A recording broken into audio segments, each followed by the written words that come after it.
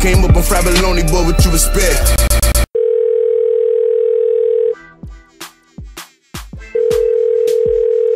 Hello? Hey, what's going on, man? What's up, bro? Hey, man. Same old same, man. What's going on with you? Same shit, different toilet, bro. That's what's up, man. And to all of our faithful listeners out there, this is 10 Man TC. And this your boy High IQ. And this is the Fried Bologna Podcast. The podcast is as random as Jeff Van Gundy tuning in to the royal wedding, bro. Jeff, that's a weird dude. Jeff, he's an interesting guy. Yeah. You know, I like Jeff, man. I really do, man. Like, I feel like he's found his calling doing the play-by-play, man. But you're right, he is a weird dude, and I think if we hung out with Jeff, I think like the first hour, but man, this is cool, man. NBA coach talking about hoops and stuff, and then I think it would take a turn. I don't know what he would talk about, but I think we'd be like, hey, what the fuck is Jeff talking about? I don't know. He just has a lot of like unique interest. I feel like Jeff Van Gundy pays for prostitutes and has them do some of the weirdest shit ever. Like dress up in weird shit, him dress up in weird shit, like he's wearing a diaper and has a rattle and a pacifier and they gotta spank him, or they gotta dress up like his mom, or you know, something weird. Like he just seems like that guy. Like you don't want to go into his house because he's gonna be unprepared for visitors. You might be right. Like, and it could be like if Jeff's had a bad week, it could be on some American Psycho shit. Oh yeah, but like he's targeting hacking prostitutes up. Yeah, he's doing his crazy shit with the prostitutes, and then at some point slip something into their drink or use chloroform on them, and then he's chopping them up, throwing them in a blender, pouring them into a big bucket, like a paint bucket, and just taking it outside and throwing it in the dumpster all around town. Yeah. Now, I mean, you know, we probably watched too many movies, but hey, I mean, overall though, Jeff seems like a cool dude. yeah, more or less. I mean, you know, you just don't want to get too close to him. Yeah. So, did you catch the game yesterday? Celtics, Cavs? Yes, and for our listeners, yesterday would have been Saturday. So yes, I caught the game on Saturday. Didn't miss a moment. How did you feel about the game?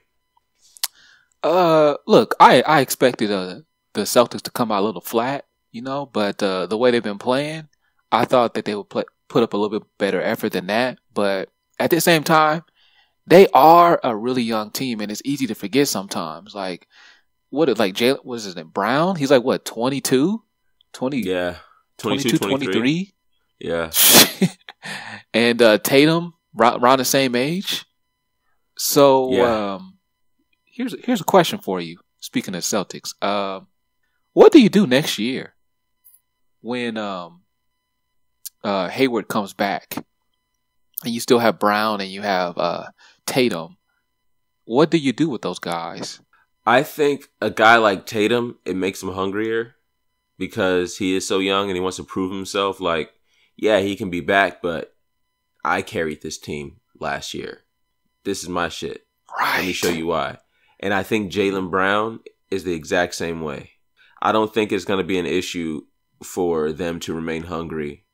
Now, how is the offense going to work with Gordon Hayward and Kyrie Irving back? No clue. But something tells me Brad Stevens is well prepared. That guy is so brilliant. So, okay, this is going to be a crazy question, but I think the Celtics, they have some good picks, right? I mean, they're not they're not really high picks, but they have some picks in the draft, like some decent numbers. So, if you're Danny Ainge and you see young Jaylen Brown and young Tatum balling out of their minds, and Hayward hasn't played, you know, at all, do you think about trading Hayward? No, I think he protect his investment first, which is Gordon Hayward, and get rid of Jaylen Brown. He'll keep Tatum, but I believe he would get rid of Jaylen Brown. Really? Oh, yeah. He's a shrewd businessman. And on the Cavs side, what you think about the Cavs? How they played? Well, they played like I expected them to at home. You know, getting a little more fire under their ass to come out and come out strong. I was very pleased with George Hill and how aggressive he was early on, and allowed LeBron to slowly work his way into the game. J.R. Smith got out of his own head and just started shooting. Kevin Love played very well, very aggressive, didn't hesitate on his shot. Kyle Korver, and oh my God, that motherfucker can shoot. You know, sometimes you forget how great of a shooter Kyle Korver is. He has such a fast release. He is always squared. His shoulders are always squared to the basket when he comes off screens, and he's coming off the wing like really, really fast. He doesn't take any plays off on offense. And actually, even on defense, even though he's a defensive liability, he works really hard on defense. He does. Tristan Thompson was all over the glass like he's supposed to be. He actually was an offensive threat. He was kind of looking for a shot, or you know, relatively looking for a shot. And last, LeBron James, I swear that guy has the fountain of youth in his backyard, because did you see that reverse dunk that he had? Yeah. That was young Bron. Just like a typical reverse dunk. Yeah, no big deal in the playoffs. Yeah, he's a beast. Like just when you think like, sometimes you watch games, it's like, okay, you know, you could tell he's kind of trying to like reserve, you know, his energy and stuff. He'll do something where he'll just dunk on the entire team, or he'll just get like a monster block, and it's like, man, like, when is he going to start slowing down? Maybe in 2 years, when we start seeing him take a lot more jump shots. Yeah. Well, you know, and that's another thing. Like, I don't know if you saw that stat, but apparently, and I'm not like a big analytics guy, but apparently LeBron he like leads the league in walking. Like, he's very conscious of the energy, reserving energy. So, right. Like, you know how like the typical, you know, you just sometimes try out the court. I guess he's very conscious of walking and reserving energy. But one of the things that I don't understand is, and I saw this on I think TNT pointed it out. Why doesn't he make it easier and just go down in the post? Like, I don't think he has reliable enough guys to create on their own if he is not out at the perimeter. But if he's limiting himself in the post, double, he's limiting himself though. I think he's limiting himself in the post. Do you? Well, okay. My thing is, if he's in the post and they double, which they probably will, he kicks it out to shooters. Boom. But maybe it's one of those things where, I mean, he's a phenomenal passer, but maybe he feels more comfortable. Oh my on the God, perimeter, he threw some passes yesterday. I'm sorry to cut you off, but damn, he threw some passes yesterday. Yeah, he's a beast. But okay, but here's the flip side. And I think George Hill kind of started figuring out a little bit. I think it's, on one hand, it's great to play with LeBron, but on the other hand, it's kind of similar like playing with Kobe a little bit, because he controls the ball so much. And there's a lot of times where he'll make a home run pass and you feel like, fuck, I got to shoot it. Like, it's hard to get in the flow sometimes with LeBron because he dominates the ball, which gives him the better percentage of winning anyway. But I think a lot of players, even superstars that come over there, I think sometimes they get caught up in the LeBron is a facilitator and they completely forget about being aggressive. And I think it's easier to do than most people realize, because he's the franchise, he's the king, and it makes sense. But I think George Hill was like, be first and be aggressive and attack the hoop, and everything else will start to become easier. I think a lot of players make it harder than what it has to be. Yeah, I think that is a very good analysis of that. we should throw you on First Take because there's a lot of fucking stupid opinions coming out of Stephen A. Smith's mouth. So I think you'd be a very reasonable replacement.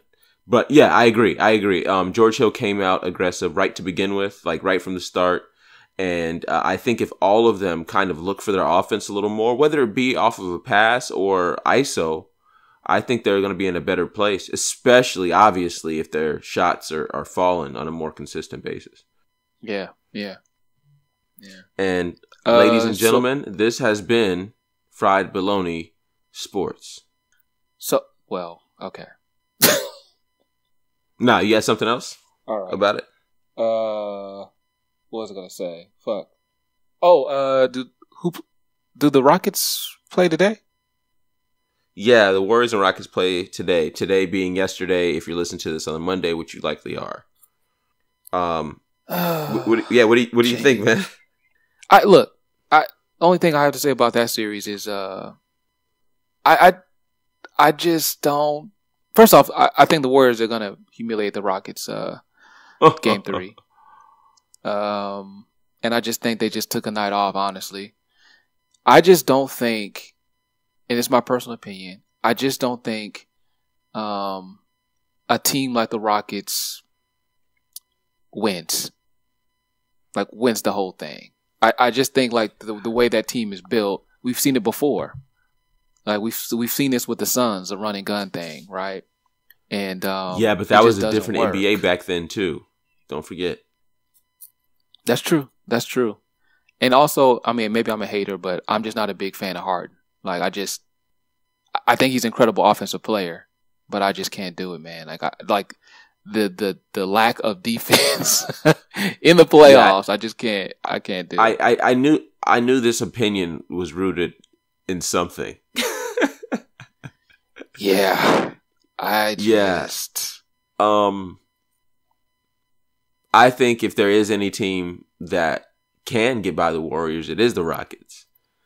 And I think if they go into Game 3 the same way they went into Game 2, attacking Steph Curry at all times, attacking him when they're on offense by, ISOing him or pick and rolling him on, and just keep going at him, I think that's a great strategy because that takes a lot of legs for Steph Curry. And when he gets on the offensive end, although he's a phenomenal shooter and you always think every shot he takes is going in, it's going to be he's going to have to dig a little deeper to get those shots off. So I think if they continue doing that, allow other guys to beat you, which I'm not saying they can't, but Steph Curry is the guy that gets them really going. Well, okay, and then really just, this is really fucking random, but speaking of James Harden, hey, I don't have a beard game like James Harden, but when you have a beard like that, what's the upkeep? Like for example, if I have a James Harden beard and I go to the gym, good workout, right? I will work out, maybe play some hoop, and I come home. Is it a requirement? Do I have to wash that beard with shampoo? I mean, is it like hair where it's like you don't have to really wash it? I think when it's that long, you got to shampoo. And you probably got to shampoo and condition at least once a week. Damn. Because if not, the beard is stinking, right? Because it's on your face. Right. The beard's stinking. And also, it probably get nappy too. So that beard really isn't doable for the ordinary man. Would you agree? Yeah, because it's too much upkeep. Yeah, you're probably right. And let's not forget that James Harden is really into thoughts, and the stripper type. So there's a great chance he's eating ass too. And so I'm pretty sure he's shampooing 2-3 times a day. Oh man. Better. Yeah, you got to think about that, man. Yeah. You got to think of the lifestyle this man leads. Yeah, it's just a lot of sweat and other shit on the beard. Yeah, man. Yeah. Fecal matter probably.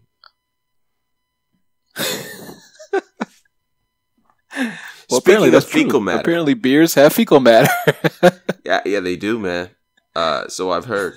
So, speaking of fecal matter, though, read this headline this past week. Lottery winner arrested for dumping $200,000 of manure on ex-boss's lawn. So the story goes, the boss treated him like shit. And since he won a $125 million lottery, he was going to spend $200,000 of that check, treating his boss like shit and dumping tons of manure on his boss's front lawn and driveway. And this reminded me kind of you back several calls ago when you said if you won the lottery, you dedicate a lot of time to fucking with people that did you wrong. So, yeah, definitely, yeah. So yeah, I know you endorsed this. So he got arrested. He got arrested. Yes, for doing it, but I mean, job well done. I have no problem with that. Yeah, and I know you saw that mugshot, right? It looked like the happiest man alive. I mean, hey, when I saw that mugshot, man, like I stood up and clapped, man. I was like, you know what? Job well done, sir. I just hope that somehow he don't end up getting sued for some of that lottery money by the boss. Or the neighbors maybe sue him because of the smell. Well, apparently this dude he doesn't give a fuck. Apparently he wants to burn through all this $125 million because he said he's got a lot more pranks up his sleeve. Oh, so he really don't give a fuck. Okay. No. Okay. Now look, I think that was a great prank that he did. Now, the way I would go about that, though, like if I had a boss, and let's say I had a boss that I despise, and I won like $50 million.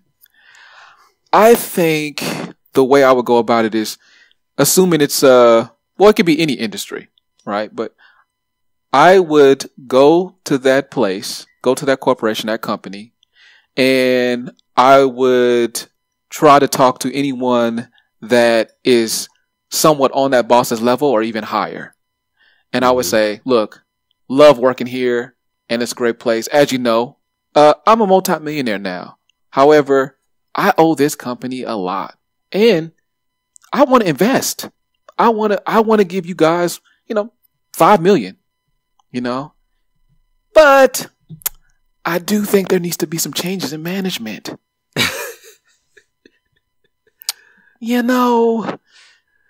Boss so-and-so, while he's good, I just think I don't think he is the right person for the direction I think we should go. What are they going to do? They're going to take that $5 million and fire that guy. Man, you would take I think that's the best way to do a man's job away, his livelihood. He's likely got a family. I know he's an asshole, but you want to take food out of his kid's mouth? Look, man. Look, he can find another job. Just like this, they said the same thing about lower level employees. Yeah, you're right. They fire employees like literally like they're just numbers. That is true. Having them escorted by security. Yeah. Oh, so, that's especially if your boss makes you live in hell. My job, they made me leave. I was getting watched packing up my stuff. Yeah, this shit was kind of crazy. I made a game of it though. I mean, I wasn't getting watched by security or nothing. It was just my boss, who's cool, ex-boss, I guess. But yeah. Have you ever seen this movie called Margin Call? No, I've never seen it. Oh man, well it takes place at like a hedge fund company, and there's a scene in there where like damn near half of an entire floor gets let go. And there's a scene where one of the top bosses gets fired, and they bring him into this office, and he's like these two ladies that were hired specifically to handle the firing, right? And they just sit down and say, "We want to thank you for your service, but this is no longer a benefit for both parties. And he's just like, well, honestly, the department needs, and they're like, sir, thank you for your time. And it's like, Wow. effective within 2 minutes, your company phone will be shut off. Your email and computer will be terminated. It was like, they were ruthless, man. They do employees dirty, man. They do. Yeah, man. Oh, yeah. Plot twist from that story I was telling you about the manure. Mm-hmm. Turns out the story is completely false. Oh, yeah. Damn. Yeah, it turns out the internet wins again and makes up some crazy fake news that gets me fully involved. And next thing I know, turns out to be complete bullshit. But it was entertaining. Yeah, man. I didn't know that, man. See, like the internet had me thinking, damn, man. The little guy, he got a victory for once, Damn, bruh. Yeah, well, something tells me this is going to spawn a whole bunch of... I think this might, the pranking your old boss or doing something really fucked up. This is going to be the new Tide Pods. It's going to be like, fuck with your Oh, you mean boss, another challenge, another challenge. viral challenge. Yeah. Oh, man. Boss, well, and I had a prospect, I'd participate. I mean, yeah, why not? It doesn't hurt. If I hated my boss, unless it goes, yeah. Unless it goes too viral, and then it's like, okay, this guy can't. He'll never work again in this town. Like some shit, shit like that. Yeah, good, and they're hurting you. Yeah, you want to keep it like high school type prank. You don't want to like really fuck with somebody because you're looking at jail time, fucking potential manslaughter. Yeah, man. Oh, and speaking of violence and shit, I'm sure you've heard about the shooting that took place at that high school in Texas. Yes, I did. 10 people were killed, right? Yeah, about 10 people were killed. Our thoughts are with the kids and the families that had to go through this again. It fucking sucks, man. And I read an interesting stat the other day, and it's kind of alarming. So apparently, there's been a school shooting once a week in 2018. Jesus Christ. That's pretty crazy, right? Damn. So, here's the thing. I want to get your thoughts on this because, when we were in high school, there was a couple school shootings, but it wasn't like at a rate like we're seeing now. And, it kind of, as far as disciplining your children, like, let's say your child is getting bullied at school. And let's say it's a son, it's your son. There's like a lesson where you teach your children to stand up for themselves, right? It's like you can't allow yourself to be bullied. And what do you tell your kid now?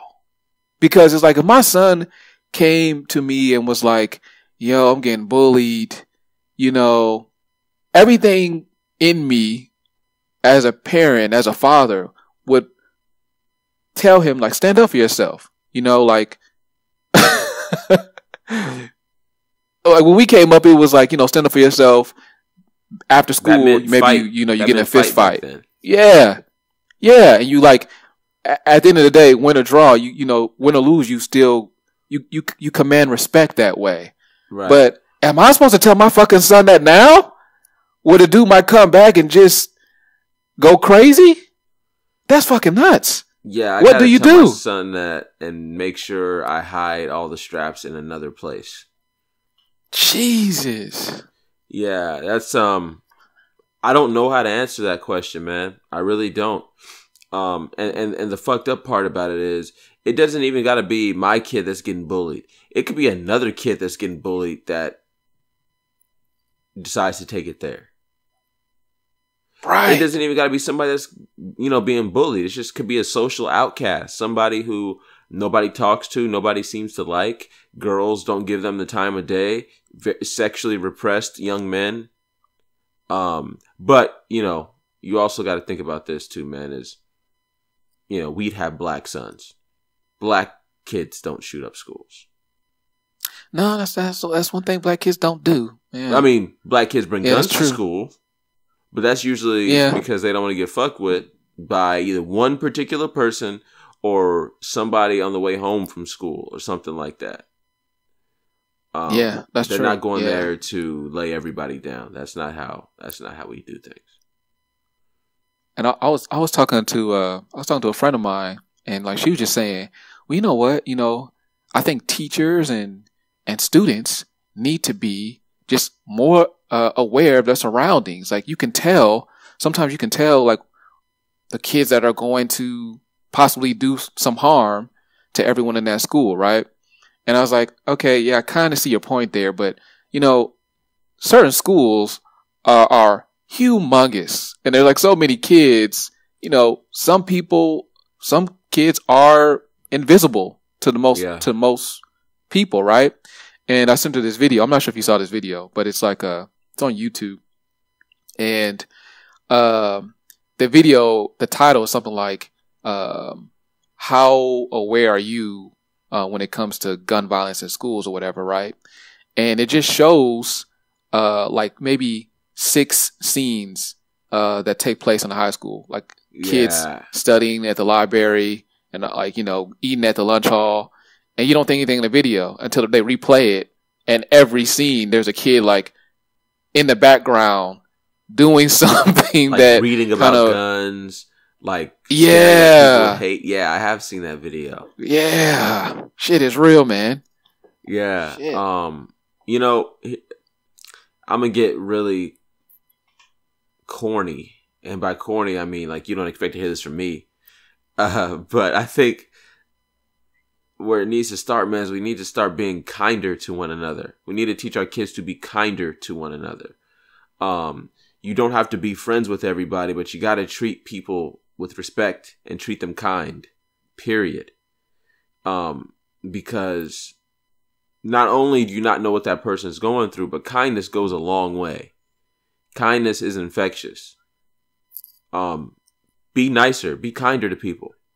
You might not have to worry about somebody shooting up the school because they haven't been treated kindly by everyone. I know sometimes people's home lives is fucked up, but if they're being treated kindly around a place they got to spend most of their day at, most of their weeks at, most of their young lives at, and they're being treated kindly there, there's less of a chance that they're going to react violently amongst their peers.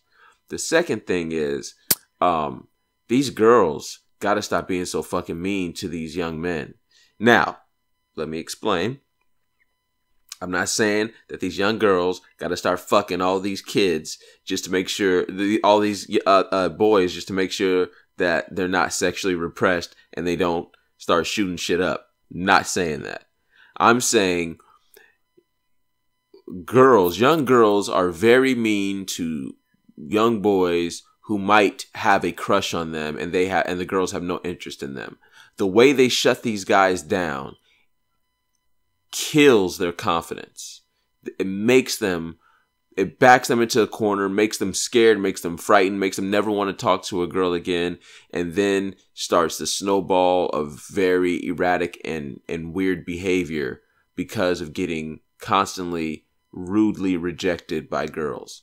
Now, these girls do not have to be with these guys. They don't have to date these guys. They don't have to do anything.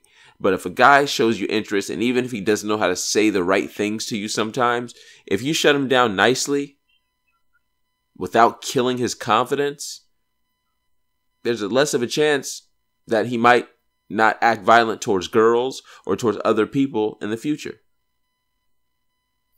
Damn, I mean, I couldn't agree more, man. Yeah, I think that's a big problem. Like, and I have experienced this firsthand. How savage these kids are nowadays, man. Like, I'm gonna keep it real, man. Like, I got into a little heated convo with probably like a 20-year-old and online on Instagram, and I was like, damn, like it kind of his digs at me kind of like affected me the rest of the day, because it was like a something related to basketball, and I like kindly like gave him a little dig. I was like, "Uh-oh, I can tell someone's never played basketball before." LOL, right?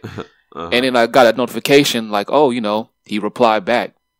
I could tell he was a young guy because, like his handle was like whatever his name was, and it was like 1995, right? So you know, assuming that's his birthday, whatever, right? But his response to me was like, "Fuck you, fuck your family, fuck everything you love." I was like, "Damn, bro." Yeah, I was like, "You just went savage on me, man." And I was like, "I don't know how these kids do it nowadays, man." Yeah, that escalated very quickly. And what it tripped me out because all his other comments prior to me commenting were, he seemed like a reasonable kid. You know, his comments were very like well articulated, well thought out. You know, so I just said, I'll give him a little jab. Nah, he went at me. He tried to cut my head off, man. So yeah, it's kind of fucked kids up. are savages nowadays, bro. Yeah, shit, legitimately hurt my feelings. I was hoping to have like a little, you know, back and forth, you know, but kind-hearted. Nah, took my head off, bro. Yeah, man, you probably had it coming though. What kind of week did you have? Huh? I said you probably had that coming. What kind of week did you have? I mean, were you doing right by people that week? You know what? Hey, I'm gonna keep it real with you, man. And you know, this goes to show you know me well, man. Because I have found, depending on how my week goes, it drastically affects comments I make online. Like if I have a good week, it's mostly, you know, "Oh, that was a cool video," or like, "Hey, let's network, let's connect." But if I have a bad week, it's more, I'm bitter, bro. I come off like a hater. Yeah. Like an angry black dude. It's fucked up, man. I understand that too. Yeah, I find that I do that too a little bit. Is like what I will comment on is shit that's just gonna piss me off. And I had a pretty good week this week, which is why I didn't spend a lot of time with my negative comments online. Although I did comment on something, or I tweeted about something that I just don't understand and I find to be very stupid. So IQ, if you don't mind, I think this is going to lead us into my unfuckwittable for the week. Oh, let's do it. So you opened the call with your random, and your random was as random as Jeff Van Gundy tuning in to the royal wedding. And this unfuckwittable is not about Jeff Van Gundy. It's about the royal wedding. So my unfuckwittable for the week is the royal wedding. IQ, I cannot find anything more stupid and baffling than people tuning in to the royal wedding. People in the United States of America setting their alarms for whatever time in the AM that wedding broadcasted here. People traveling to attend the royal wedding. How pathetic is your life that you want to tune into two strangers' weddings in another country that don't give a fuck about you? How pathetic is that? How stupid is it to be obsessed with someone else's wedding that they didn't invite you to? There's this woman from California who flew out there 3 or 4 days prior to the wedding just to get her spot. Now, Prince, whatever his name is, and Meghan Markle, I think that's how you say her name, they didn't put her on the guest list. She doesn't have a seat. So why in the fuck is she going out of her way to go to their wedding? Why? Now, I know you don't have an answer. I don't think anyone really does. But I think I do have an answer. Some people's lives are so boring, so miserable, so unimportant that they really cling on to these celebrity lives and what's happening with them because they just really have nothing else going on. Now, I'll close my unfuckwittable out like this. Get a fucking life. That's all. Yeah, I gotta be honest. Like, that was incredible unfuckwittable. I'm surprised that it wasn't talked about before, like leading up to this, because I knew you were gonna have issues with it. Look, I'm gonna keep it real with you. I have issues with this as well. Like, congrats to them. I'm happy for them, but the amount of press and coverage this gets here in America, and the amount of people, like you said, tuning in and setting their alarm clocks to wake up and watch it, I don't really get it either. Now, one of the things that really makes me angry about it is I think the number one excuse you get when you confront somebody about it, they usually will say, it's history. We're witnessing history. That's why we're tuning in. Whose history? Shut up. It's not. That's, while yes, you can make an argument. Yes, it's history. It's a royal wedding. Okay, I get it. No, don't it's not lie history. to me and to yourself. It is history. It's a royal wedding. Whose history? Now, granted, though? like, I live in the United States of America. Well, yeah, but it's. I get it. I agree with you. It's UK history. It's a royal family wedding. Okay, whatever. I'll get back to the But royal family. Don't Put a pin in that. don't lie to yourself and say you've suddenly become a history buff and you want to witness history happening, live. That's bullshit. It's bullshit. They're lying to themselves. Just keep it real. You want to witness a spectacle, and for a lot of females out there, it is like it represents the wedding. Like, it's what most females imagine a wedding, like how it takes place. It's like it's Disney. It's on real that life type of Disney scale. Right. Motion picture shit in real life. Yes. You're right. Yeah, man. Now let me rant about the royal family real quick. I'll try to keep this as short as possible. I'll start off by asking you a question. What do they do? Mm-hmm. What does the queen do? What do the princes do? What do the princesses do? What do they do? I'm going to be honest. I have no idea. I have no idea. I think I know what they do. Not a goddamn thing is what they do. They just so happen to be related to people whom hundreds of years ago were kings and queens. And they found a way, like they tend to do, to keep their families rich for the rest of their entire lives and their lineage, and tax people for no reason at all, and that money goes right into their bank accounts for doing nothing. So they're just pimping the people. So I'm gonna go on record right now. Fried Bologna first. This might be the most offensive thing you'll ever hear me say. Or then again, some people might not find it offensive because fuck, America first, right? Fuck the royal family, all of them. Get a job. Okay. Now here's the thing. Here's the thing with the royal family. I do think it is a little odd to for us in America. It is a little odd. I mean, well, we can't really talk much now these days, but it is a little odd to kind of say, "Hey, UK folks, look at all this privilege.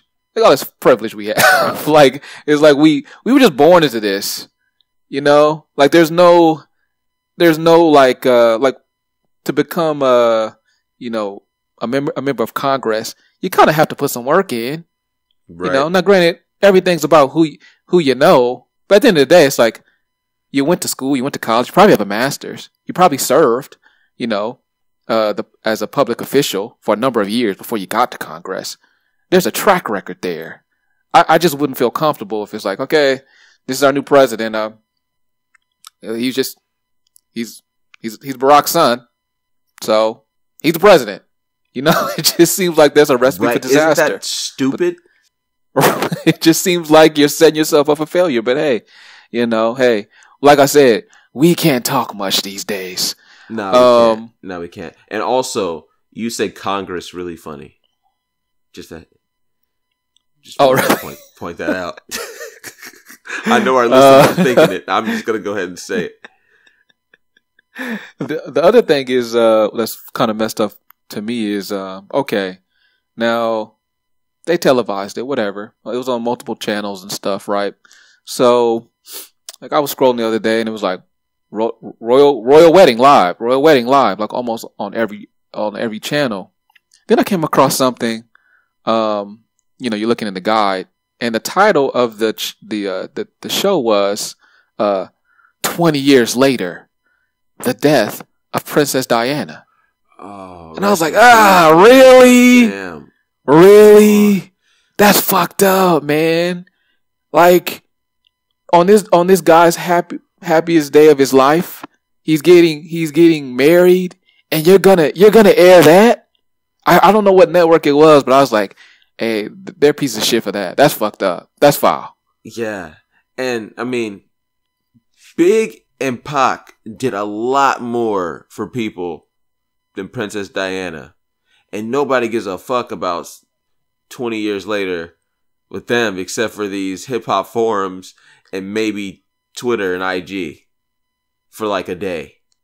Wait, I totally disagree that Big and Pac did more than Princess Diana. But they most certainly did. They most certainly did. I've never heard a Princess Diana album, a track.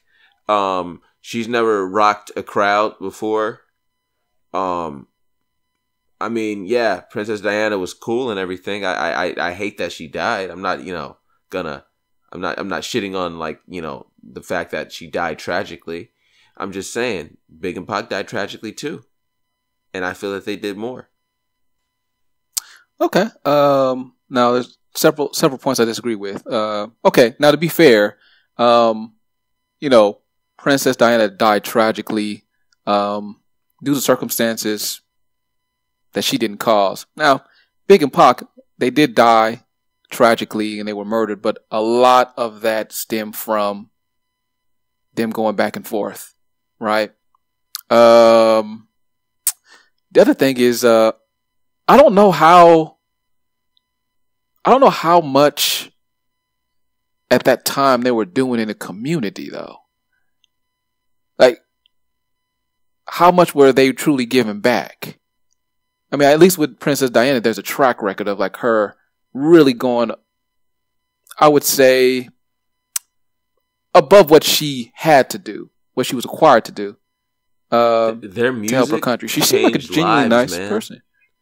It influenced an entire genre of music and influenced music in general. And you don't think Princess Diana did it for our entire country, though?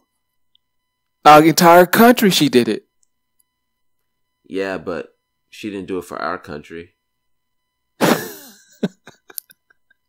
All right, there's a little bit of bias there because you're not really fucking with the royal family. I'm more partial to Americans, man. Why do we care so much about them when they don't give a shit about us? I agree with that. Yeah, I don't know if they're televising events that happen in our White House like as much as we do. I don't know. Yeah, kind of weird, man. Yeah. We spent a lot of fucking time on the royal wedding. We did exactly what we said we would never do. yeah, that's exactly what we did. We tend to do that. I want to shout out these two beautiful black pilots for Alaskan Airlines. It was the first time in Alaskan Airlines history where two black female pilots, piloted a plane. I think that is a dope time in history. It's a dope place. I mean, I think these two black women are going to be so inspirational going forward. Imagine seeing more female black pilots flying planes. Imagine. Like, I think that shit is dope, man. Yeah. So shouts out to them. Yeah, that's pretty cool, man. And I know like a lot of people, I'm sure like when you've flown and you've talked about flying with like a passenger or whatever, I'm sure you've heard the thing like, well, yeah, I mean, but nowadays it's like mostly computers. Like they don't even fly the plane, right? Mm-hmm. But there's like this there's a video going around on Instagram where it's like a quick clip of a female pilot, and it's like during takeoff, and it's pretty much you see everything that they're doing during the takeoff. Yeah, seems a little bit more difficult than what we thought. It's like pulling a lever, hitting a button, and I know like you train for it, but shit's real. It's still a tough job. Bro, you still are responsible for lives in the air. Yeah. Yeah, man. You're giving fucking what 200 people a ride across country. You're giving a few hundred people a ride across the world. Like, imagine. Hey, I get stressed out when I got like my parents in the car and I got to, drive them to the airport. But imagine having a whole bunch of strangers in your car and you're responsible for getting them to where they go safely. And there might be some things out of your control that does not make that a reality. Like a fucking bird just tripping, right? Yeah. Yes, yeah. Or and on top of that, seizing up. Just failing on you, right? And on top of that, like, imagine, let's say it's a 3-hour flight, Now, us passengers, we have no idea what's going on in that cockpit. For all we know, shit, you could be dodging all types of things in the air, right? But we're going to sit here and complain if the landing isn't perfect. Like, the flight could just be immaculate. But if that landing is bad, a group of people are going to complain about it, like, well, oh man, that landing was horrible. But it's like, little do we know, shit, she had to dodge fucking Thor and Iron Man fighting in the air for all we know. We don't know. Hey, man, I'm just happy when I get to where I'm going safely. I don't care if the landing was a little bumpy. If there's a little turbulence, I do bug out a little bit, but I don't care if there's a little turbulence. As long as I get to where I'm going safely, I'm cool. I'm tall, so leg room is always a problem. The last thing you want to do is be seated next to a person that's a little too big for their seat. Or maybe there's a baby crying or something. But overall, man, I'm just grateful that I got to where I was going. Yeah, that's a good point. I think one of the things that I'm sure you've noticed if you travel a lot, if you fly a lot, is the minute you talk about like some concerns that you have about flying, there's always somebody that's going to butt into that conversation and say, well, statistically speaking. And they're going to give off that thing like you have a better chance of getting in a car accident than getting in a plane crash. And it's like, yeah, I get it, but I'm on the I don't know. It just seems like on the news when the plane, yeah, like when the plane crashes, it seems like for the most part it's usually a wrap. Yeah. And when you're driving, like I've seen crashes all the time, on the road, and usually, I don't hear about any deaths. It's like usually people are surviving. Yeah. Usually. Yeah. So, and I mean, aside from death, like the worst, maybe being maimed, but I mean, you escape with your life, which I think is sometimes the most important thing. Right. Right. And at least on the other flip side of that is like, like when you're a passenger on a plane and, like you have no control over anything. You're up in the air and you're just depending on a pilot to hopefully he or she can maneuver and like, hopefully you have Sully. That's what you're hoping. Like if some shit goes down, you have Sully. He can get you out of anything. But there's also that fear of like, you can't see anything. Like you don't know what's happening. You just have a tiny window to look out of. Yeah. Hey, and if something's going bad, I don't think I want to look out that window. Really? Yeah, I don't think I do. Okay. Let's get into that. Yeah, I don't. Okay, because that's funny because I'm the complete opposite. I'm the complete opposite. Yeah, it's like I need to see the fate. I need to see my fate. Like I just can't be told to just be like, okay, everyone, look, plane's going down. Put your head in your lap and just hold on. Nah, I need to look around you to see what's going on, and yeah, I'd rather know. Huh? Yeah. Yeah, I don't know, man. I don't ever want to know. I don't ever want to really know. You know what I'm saying? So, I'm stressed out just thinking about that shit right now, man. Anyway, let's move on. It's a stressful call. It's a stressful call, man. Shit. What else? What else you got? So I checked out this movie, with Scarlett Johansson. Oh, called Ghost in the Shell. I love me some Scarlett Johansson, man. Yeah. I'd make a lot of sacrifices for that woman. She's been acting a little weird lately. She's not the same ScarJo we used to know. She's tripping. But anyway, this movie Ghost in the Shell, it's a remake of a popular Japanese anime movie, right? And highly suggest you check out the original. But for entertainment purposes, the movie it's cool, you know. But the premise of the movie is, you know, it's in the future, and like there's a robotics company that's, from what I can tell, is like equivalent to Apple or Amazon. And what humans are doing now is they're enhancing themselves, like they're I guess inserting like computer software to enhance their human capabilities, you know, like better vision, like better, more powerful brain, downloading information, downloading languages in seconds, etc. But Scarlett Johansson's character is the first where they completely take her brain out of her body and put it in a, what is it, like a cyborg, but it looks human and lifelike, right? And she's the first one. She's the first. Now the problem with that is she's still her in some sense, but her body, there's no senses there. Like there's no touch. Like she doesn't know what something feels like. If she gets shot, it doesn't really hurt, right? Right. So it's just her mind. And the company founder is like, this is the future. She's the first of what people will become, right? So, you doing that? You signed up for that? No. Because I want to feel everything. The first thing I was thinking when you said that is, so you mean to tell me when I'm fucking, I don't feel a thing? Doesn't seem worth the sacrifice. Yeah. And that's the thing, though. It's like, okay, so like there's a scene in there where I guess, you know, she picks up, it looks like a prostitute, and she like, they go in the room and she's just touching the prostitute's lips. And she says, what does that feel like?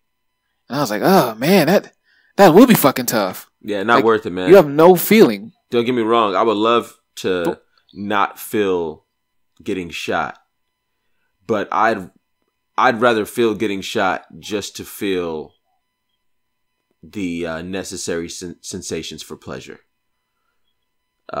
So yeah, no, not signing up, man. Yeah. Not signing up at all. Actually, I don't even want a chick that signed up for that, because I'm good for nothing at that point.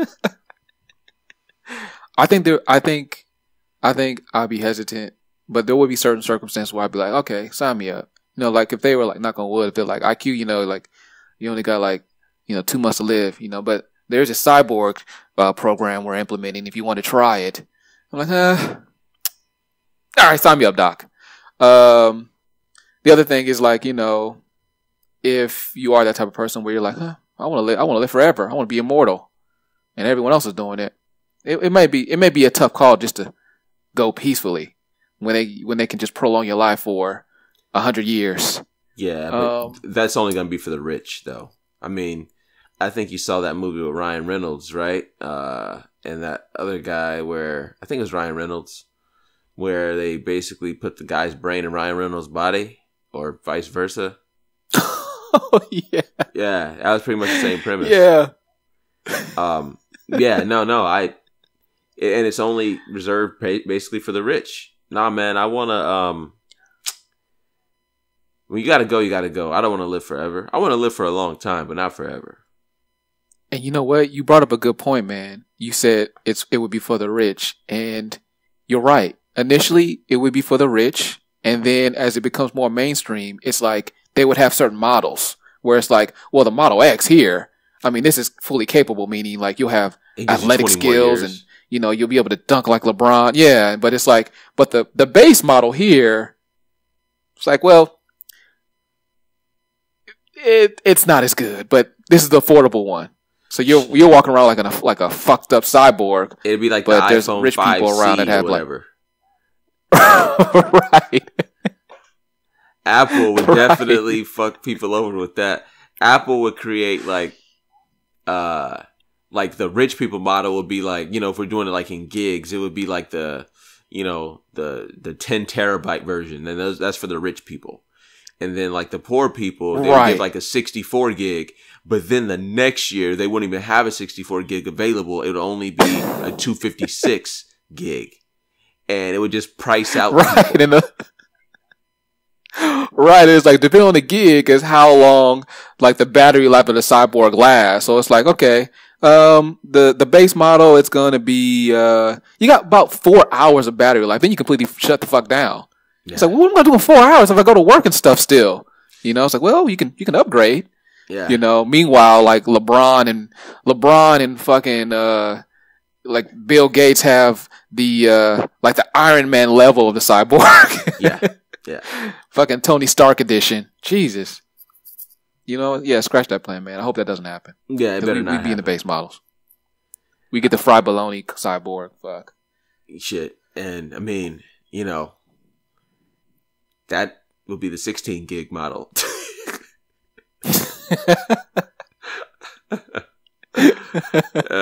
Limited time only. Our Wi-Fi would be terrible. Spotty like a motherfucker. Shit, man. So I'm about to probably lose a lot of our female listeners in a second. And it's not intentional. I just want you to wait. Before you start, do I need to go? Do I need to caution you before you proceed? Because I have legal counsel here with me right now, and they're shaking their head no. But I'm not about to insult anybody. Nobody's gonna be called any names. Oh, okay. I just think there's gonna be a lot of disagreeing going on is all. Okay. All right. So with my new job, I take public transportation. I take the BART. To work. For everybody who doesn't know, BART's like the subway in the Bay Area. I was talking to some coworkers who happen to be ladies, and one of them said something like, "It's probably got to suck being a guy on the BART because, you know, if a lady is next, you know, if a lady's standing up, you have a seat, you know, you probably have to give up your seat to her." And I said, "No." And she kind of giggled and, you know, basically was giving me a look like, you know, why? So I said, well, first of all, is me having a seat, all that means is I got here before you. And as a human being, like, if I'm standing in line and you're standing in line too, you being behind me means you got here second. Just because you're a lady does not mean you get a chance to cut me or take my seat just because you're a woman. You're a human being just like me, commuting just like me. Either show up a little earlier or get a little luckier. Period. I'm equal opportunity with that. And then she says, well, it's kind of, you know, it's kind of nice to have, you know, that chivalry. And I said, chivalry? I said, do you mean convenient chivalry? Because you don't want to stand up. You expect a guy to get up so you can sit down? And I said, that sounds really fucking stupid to me. So I didn't use those words. I don't know her well enough to, you know, tell her that sounds pretty fucking stupid to me. I picked less aggressive wording at the time. I don't want to mislead you. But, so, you know, I wanted to bring this up on the podcast. I wanted to get your perspective, about this because, there's this whole equal treatment thing that we, you know, want to make sure we treat women with. Yet it is still a little too prevalent that women think that just because they're a woman, that a man should give up their seat. Now, I'd give up my seat to a handicapped person, a pregnant woman, or an elderly person. 10 times out of 10, I would do that. But just because you were born with the female orientation does not mean you get to sit down and I have to stand. So, okay. Well, what do you think? Yeah. Well, got to be honest. I'm gonna say that you're speaking nothing but facts here, because I feel like I'm the same way. I don't take public transportation like that, but I have been in situations before where like I've been inclined to give my seat up to like you said, an elderly person or like a female that is pregnant or it just has a lot of kids she's dealing with. I'll like, go ahead, take a seat or whatever, right? But if it's just like me and another millennial sitting here in a cramped up subway car, I'm not even really thinking of giving up my seat, and I gotta be honest, I think that's kind of, don't get me wrong, I've seen it before, and I when I have seen it, it's like, well, I don't know if that was genuine or not. What I mean is,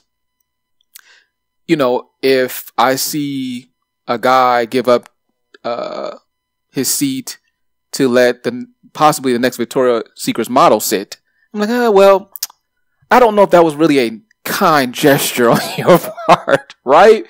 Like, if the woman looks like she needs to be on TV modeling, then I don't know if that's a kind gesture. But I think most males think that now. It's like those days are gone. Like, how often do you see a gentleman walking down the street with his date and before, they notice a puddle and he throws the jacket on the ground over the puddle? I don't know why you just don't walk around. No, we just walk around that bitch together. Right. Yeah. Exactly. Yeah. Those days are gone. Yeah. They are that kind of. They should be, correct? That kind of cartoonish chivalry is gone. That is. But they should be, correct? They should be based on what the narrative is now. Yes, because women don't want to be treated like helpless objects. And also, men, let's not forget, this needs to be said. Public service announcement is, a woman is not going to fuck you because you gave her your seat. She's not. She's going to be glad that she found a sucker to give up his seat so she could sit down. She'll be grateful. She'll say thank you. She'll smile. But that's it. Don't expect her number. Don't expect conversation. Yeah, I think if you're a male and you give up your seat, and you are expecting more conversation and a thank you, you might be setting yourself up for an L. And I've seen that. I've seen like a guy give up his seat. The woman's very gracious. She'll say she'll say, "Oh, thank you so much. I appreciate it." And then there's that awkward silence, and then the guy's like, "So what do you do?" She's like, "I'm in finance." Goes back to reading her goes back to looking at her iPhone, scrolling on her IG. Yep. He's like, "Well, she's like, "Oh, that's great. Yeah, take the L, bro. It's not gonna happen." Yeah. So, I implore all of you men to stop giving up your seats for no reason at all. It's not gonna serve you well. Yeah. You had a long day at work. That's a much needed PSA. Yeah, you had a long day at work too, or it's still early. You're not quite awake yet. Keep your seat, man. Her long day does not outweigh your long day. Her early morning does not outweigh yours. She needs to show up a little earlier and get a little luckier. Yeah. Now, aside from that little incident, I was unaware that you were taking a BART to work. So, well, how has it been so far? Because as you know, public transportation, there are a lot of adventures one experiences taking public transportation. How has it been so far? It's been alright so far. I don't prefer public transportation. I'm just gonna go out and say that right now. I haven't had any weird, no weird stories yet, or I haven't seen anything wild. But I'm from a city where the public transportation is not great, and also you don't really need it. I don't like being dependent on a ride to get me somewhere. I like being able to get in my own car and coming and going as I please. I don't like being cramped in small spaces with a whole bunch of strangers. I don't like that lifestyle. I personally don't. It's not what I would choose to do for myself. I was talking to one of the same coworkers, and she was kind of putting me on game with some stuff I actually didn't know. I was very grateful for that. But she was like, "Yeah, this is city living." I was like, "No, this is not no. This is no way to live." Why wouldn't I? We living in hell, bro. This is hell. Why wouldn't I prefer to be in my own car, and not have to worry about crazy ass traffic, but be, some traffic you can't escape it. But I prefer to be in my own car, in my own space, in my own parking lot, because I think where I came from, companies have parking lots. And that's where you put your car from the time you show up to work to the time you leave. Or when you go out to a restaurant. Or when you go to a game. Like, there's a parking lot for your car. You don't need public transportation to get there. I don't like cities that don't have parking lots. And most major cities don't have parking lots.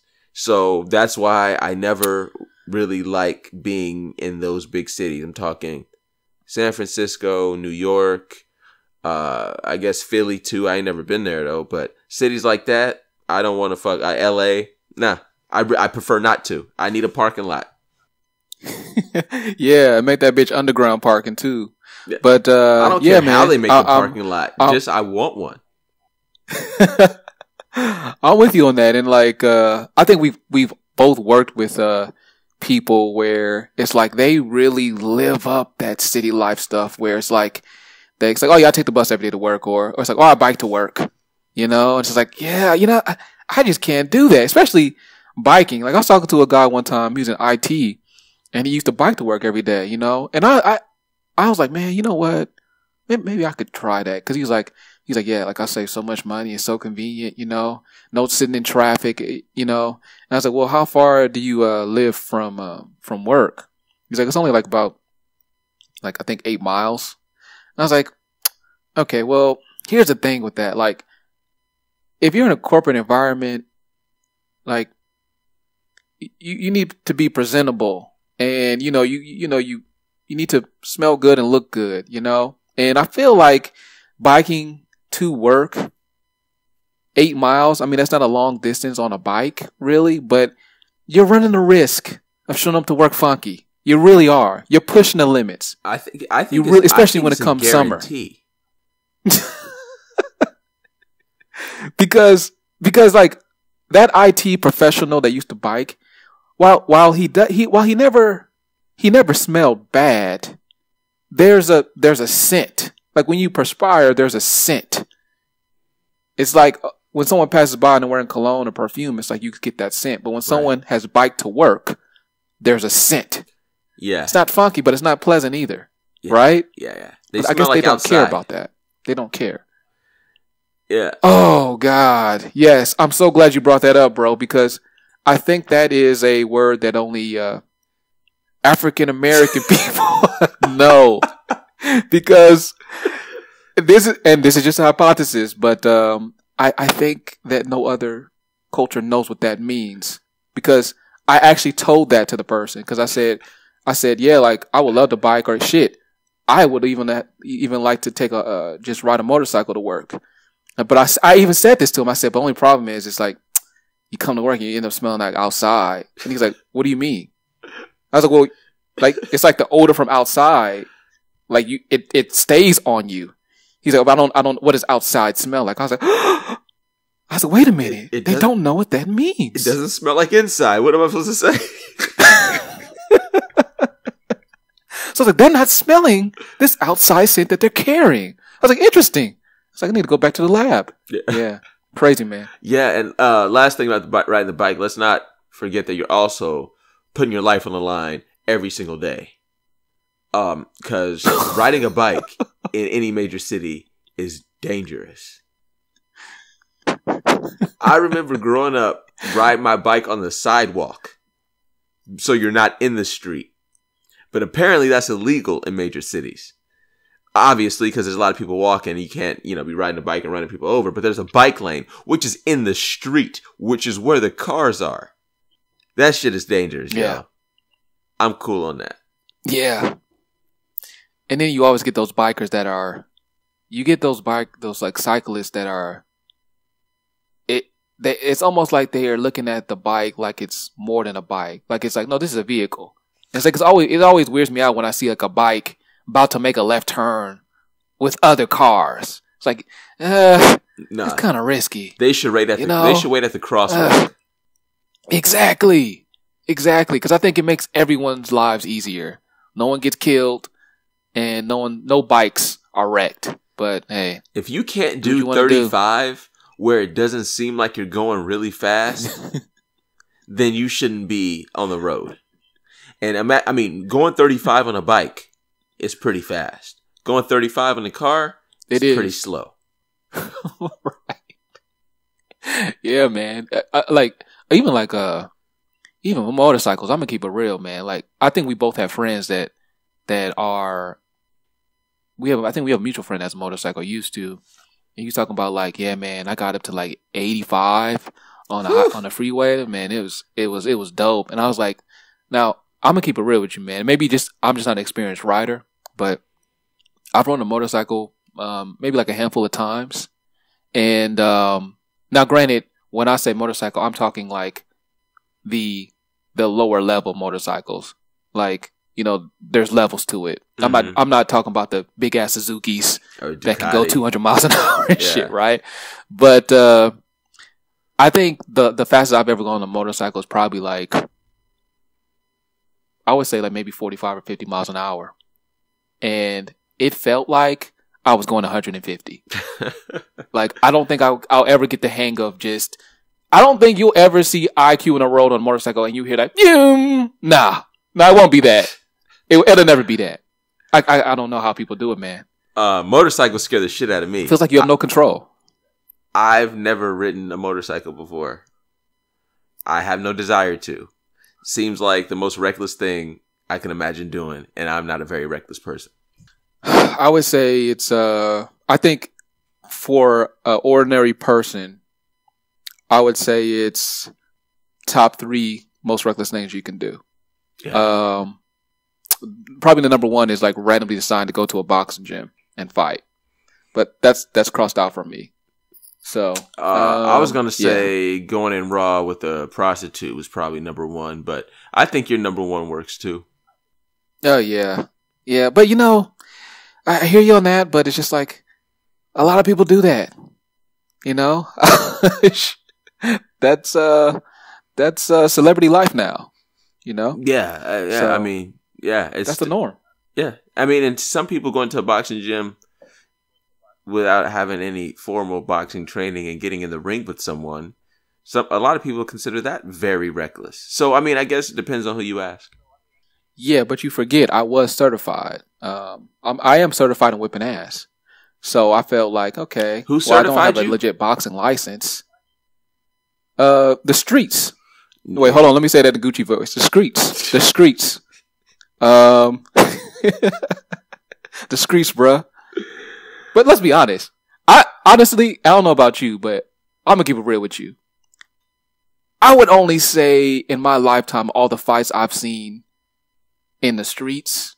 When I say streets, meaning like just witnessing dudes fight. Looking back on those fights, it wasn't too many dudes who could actually fight, though. Like, even if you go on like YouTube and look up fights, these guys it's hands down, chins up. Street like, I feel fighting like if you just have is very different. But if you just have like a little bit of training in your background, like literally, if you go to the gym and have someone just teach you to throw straight punches, you're winning 90% of your street fights. Like, what I mean is like, if they're standing up, you're winning 90% of those fights. But it depends on how well trained the other guy is in street fighting. Because sometimes actual like boxing skill will do you no good in a street fight. I completely disagree. Bro, all right. I'll give you a scenario. You're squaring up, right? Or it appears that you're squaring up. Like, you're squaring up, but the other guy is appearing that he's squaring up. So basically somebody, says fight and y'all go for it. And actually he just spears you. He had no intention on throwing any hands. He comes and tackles you. You're not ready for that. And then you guys are tussling. No, I know. You're tussling out on the ground. That. He is throwing elbows. He's throwing donkey punches. Like, he's not fighting a boxing match. He's not throwing hands. He is making it dirty, making it messy. He's just trying to hurt you.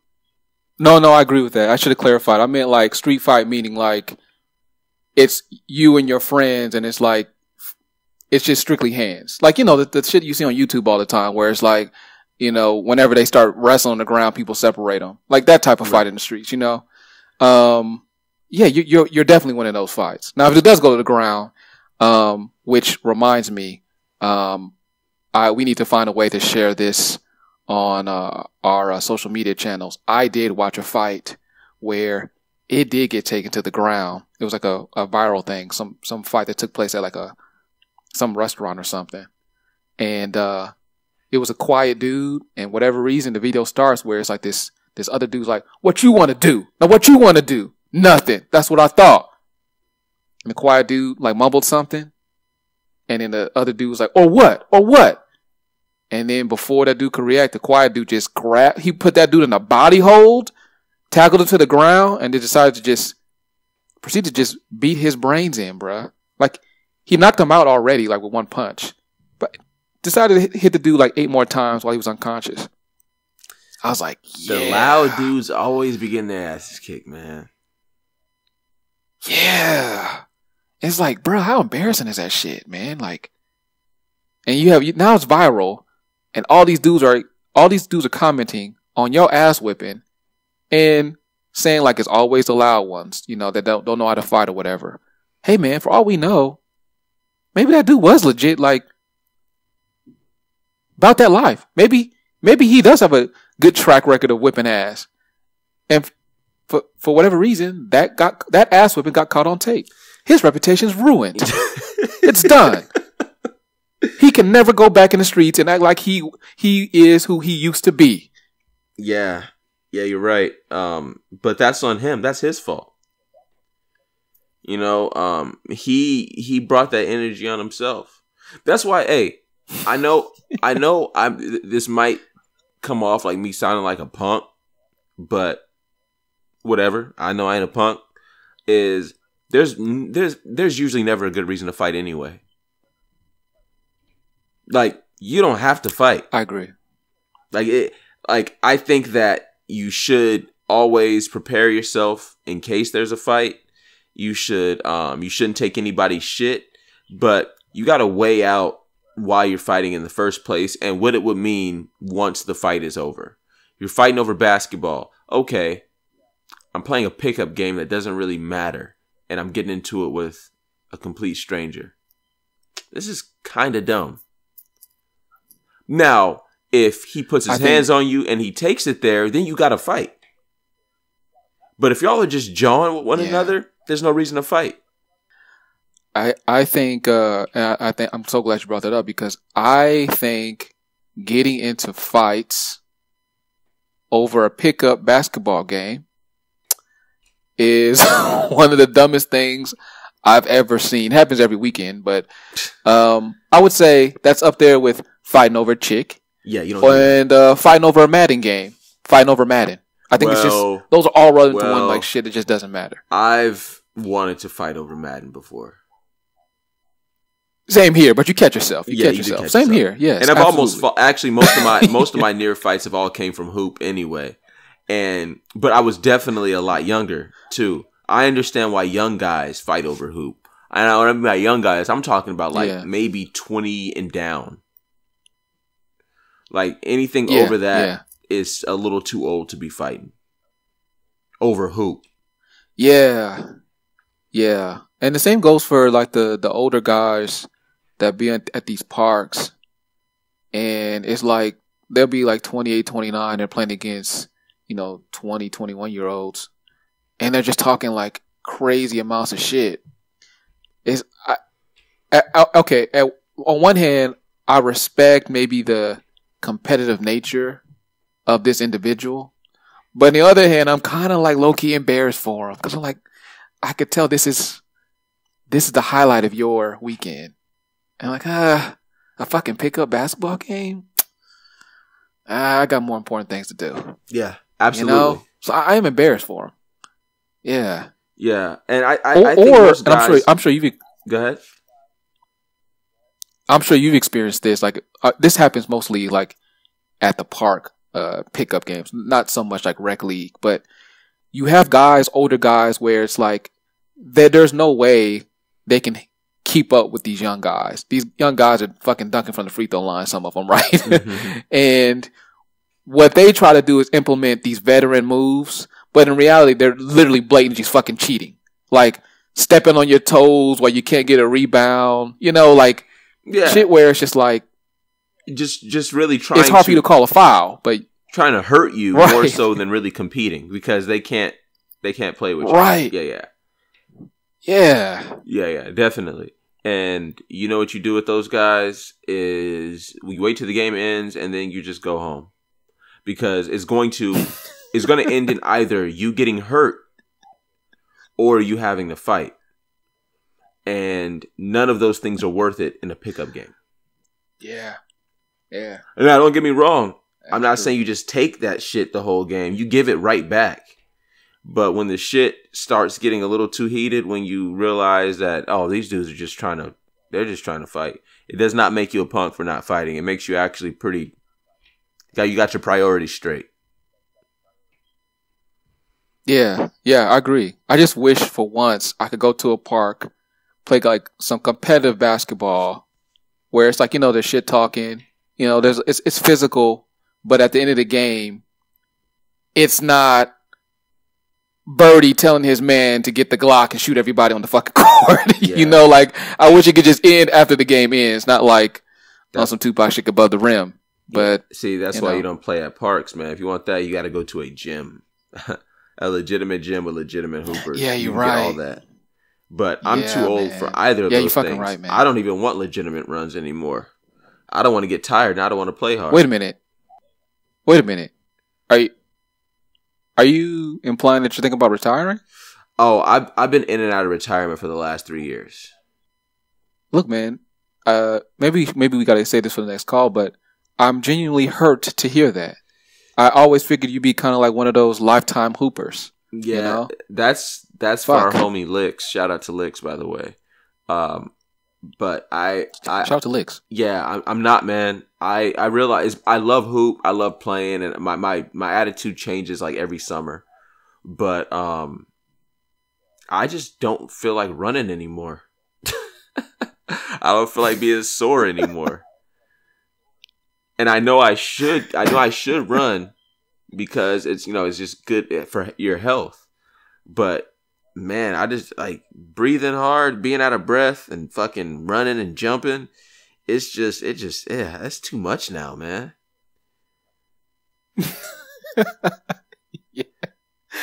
Yeah, man. No, I'm with you, man. Like, like lifting weights is easy. Just a part of lifting is easy. Yeah. Like, you get out of cardio breath for that running. That rep or that set, you gain your breath back, you do another one, get out of breath. Like, the soreness you feel is not, like, from running. So, it's easier, but, again, it's not lifting weights is great, but it's not as healthy as doing some cardio. So, again, like I said, my opinion about it changes every summer. So, I'll likely start hooping again, but I don't know when. Yeah, but in the words of all the gym bros out there, fuck cardio. Yeah, fuck cardio to death. But hey, I got to get ready because Deadpool 2 came out this past weekend, and I reserved my tickets for today at 1 p.m., which for our listeners would be yesterday at 1 p.m. So I need to eat something and get ready to see Deadpool because I can't wait. Oh yeah, Deadpool's a shit, man. All right, bro. And I have every let me know how it is, man. I have every intention on talking about it on our next call. So I suggest you see it within this week.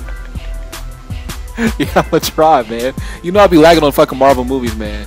But yeah, no, I definitely want to see Deadpool, man. So don't tell me shit until we talk. Next I won't week, say man. shit. You no just spoilers, bro. You just need to see All it right. this week. All right. Okay. All right, but at least tell me if it's worth seeing, though. Like, I don't want to be disappointed, so I hope it's good. Just be like, thumbs up, bro, and then I'll give you my review. Talk next week. Okay, cool. Yeah, cool, man. So, all right, man. Great talking to you as always. Likewise, bro. And in case you forgot, man, we're just a couple of suburban hood niggas out here trying to make it. Amen, brother. Amen. All right, man. You take it easy. All right, man. You too. Peace. Peace.